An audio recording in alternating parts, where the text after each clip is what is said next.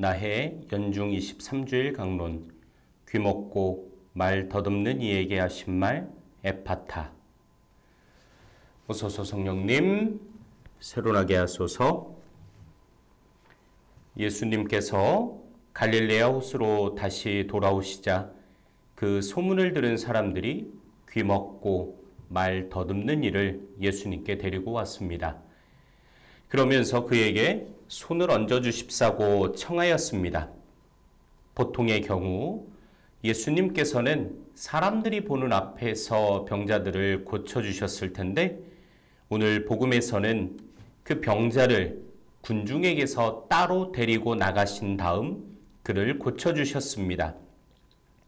오늘 함께 생각해 보았으면 하는 부분은 바로 군중에게서 따로 데리고 가셨다라는 부분입니다.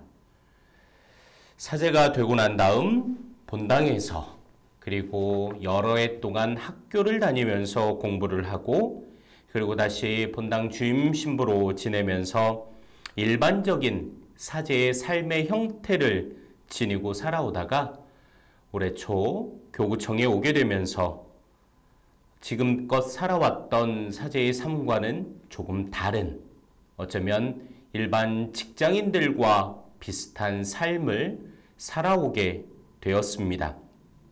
지금이야 7달 정도가 지나서 어느 정도 익숙해지기는 했지만 처음에는 좀 불편함도 있었습니다.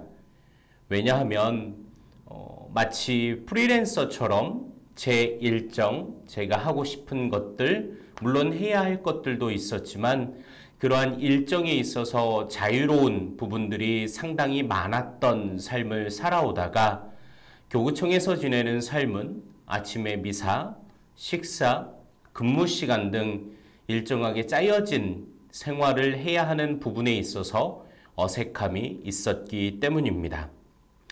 그러면서도 참 좋았던 것 중에 하나는 휴일이 있다라는 것이었습니다. 토요일도, 주일도, 공휴일도, 주말이라는 시간이 정말 기다려지기도 하고 휴일이 되었었을 때 옴짝달싹 하기 싫은 그러한 삶을 지내기도 하고 마냥 누워서 지내고 싶고 쉬고 싶고 TV나 보면서 살고 싶은 그러한 생활들을 하게 되었고 이미 그런 생활이 좀 익숙해지기도 했습니다. 물론 그 전에는 공휴일, 토요일, 주일이 큰 휴일의 의미는 없었습니다. 아시다시피 신부들은 월요일 날 아침 미사를 하고 난 다음에 쉬기 때문에 공휴일은 큰 의미는 없었지만 여담으로 하는 말이지만 사실 교구청에 오고 난 다음에 1년, 2년, 3년치의 달력을 보면서 공휴일이 얼마나 있나라는 그런 부분도 있었습니다. 어찌됐던 그런 휴일의 삶을 살아가면서 한번 생각해 보았던 부분은 무엇일까?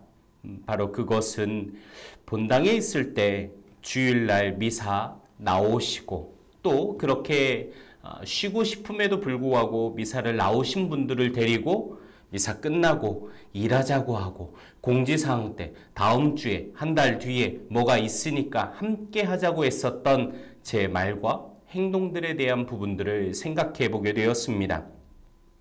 다들 미사하고 집에 가서 쉬고 싶었을 텐데 극성맞은 본당 신부가 걸핏하면 일을 만들어서 하고 있으니 참 피곤했다라는 생각이 들었습니다. 또 한 가지 생각이 더 들었던 것은 주일에 미사에 나오면 직장에서 세상 일에서 좀 떨어져서 하느님 안에 머물고 싶었을 텐데 하느님의 말씀을 잘 듣고 그것을 발판으로 삼아 일주일의 양식으로 삼고 싶었을 텐데 나는 얼마만큼 하느님의 말씀을 잘 전달해 드렸고 또 미사라고 하는 이 전례를 얼마만큼 충실히 했었는가에 대한 생각도 다시 한번 해보게 되었습니다.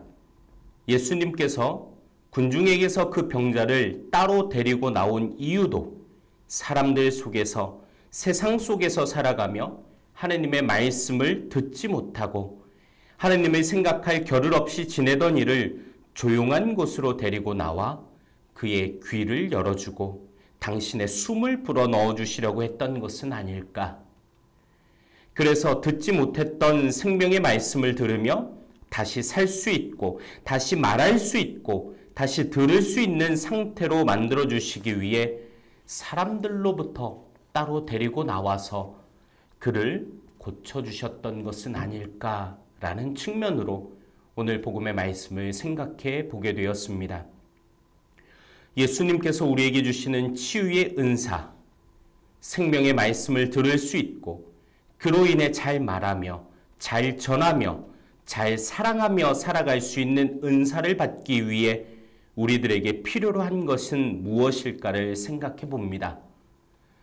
제 자신도 그렇지만 시간을 따로 내어서 피정을 간다라는 것, 그것만큼 가장 좋은 방법은 없겠지만 실상 우리의 삶을 생각해 본다면 참 어려운 일입니다.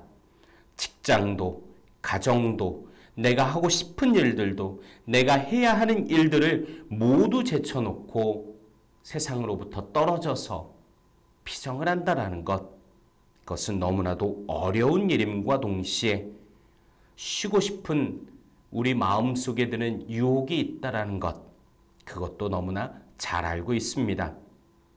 그래서 한번 정말 어렵지만 그나마 쉽게 할 수 있는 부분을 말씀드려보고자 합니다. 이번 주일 혹은 휴일에 핸드폰을 딱 2시간만 꺼놨으면 합니다. 그리고 당연히 TV도 꺼놓고 있었으면 합니다. 그리고 그 2시간이라는 시간 동안 성당에 가실 수도 있겠고 집에서도 있을 수 있을 것입니다.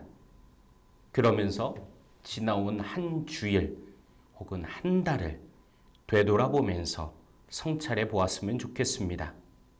그리고 오늘 나에게 하시는 예수님의 말씀을 천천히 읽어보셨으면 좋겠습니다. 그리고 왜 나에게 이러한 말씀을 하실까를 묵상해 보셨으면 좋겠습니다. 그리고 조용한 가운데 예수님과 함께 예수님 안에서 머물러 보셨으면 좋겠습니다. 너무도 시끄럽게 떠드는 TV나 우리의 주의 집중을 흐트리는 핸드폰으로부터 자유로워지고 멀리 떨어진 상태에서 예수님께서 나에게 하시는 말씀이 무엇인지를 집중해서 듣는 시간을 가져보셨으면 좋겠습니다.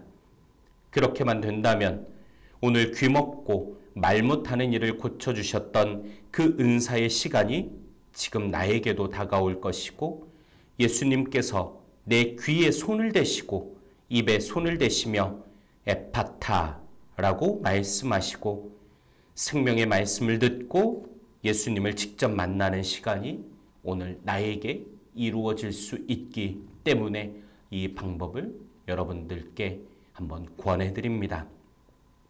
신앙생활이라고 하는 것, 예수님을 믿고 따르는 생활이라고 하는 것, 언젠가 시간이 되고 자유롭게 되고 여유 있는 시간에 그렇게 살아가는 것이 아니라 지금 내가 의지를 가지고 그것을 살 것인지 살지 않을 것인지를 결정하고 실행에 옮기는 바로 그 시간이 바로 신앙생활입니다. 바로 그 시간이 지금 여러분에게 이루어지고 그 시간을 살아가시는 기쁘고 행복한 주일이 되셨으면 좋겠습니다.